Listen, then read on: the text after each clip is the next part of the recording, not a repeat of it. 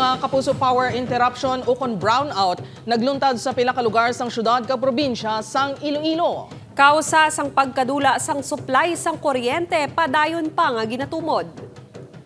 Perte nga perwisyo. Pila ka mga negosyo nagreklamo sa huol nga dala sang brownout. Nakatutok John Sala. Natrasar ang operasyon sa sininga laundry shop sa Mandurriao, Iloilo City sang hinali na parayang kuryente kay inasang udto. Ang mga ginalabhan ni Rochelle na stuck. Kinahanglan sini nga hulaton nga magbalik pa ang supply, gani ginabisuhan na lang sini ang iban nga mga customer nga magbalik na lang. Nagakabalaka man ini nga magubang ilang mga laundry machine sa pagpatay siga sang kuryente. Lagi di gadili ako obra dayon lantas nga makatapos asang obra ko hindi matapos kay gano sa bala gabalik naman sa opisa.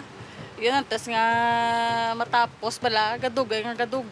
Ginkumpirmar sa More Power Iloilo nga nawadaan ang supply sang kuryente ang mga lugar sa idalom sang Molo Feeder 3 kag Molo Feeder 5 pasado alas 12:41 kaina sang udto.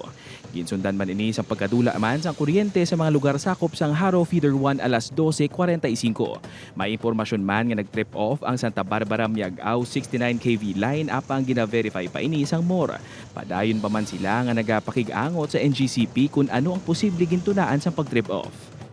Nag-coordinate kita sa National Grid Corporation of the Philippines or NGCP as to kung ano ang root cause no sa sining pag-trip off sa aton nga feeders. Kay ang ining report niya ni may information kita nga nag-trip ang Santa Barbara, Miagao 69 kV.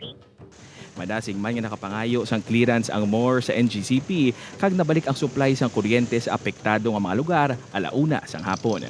Upod kay Hans Disciato, John Sala. 1 Western Visayas.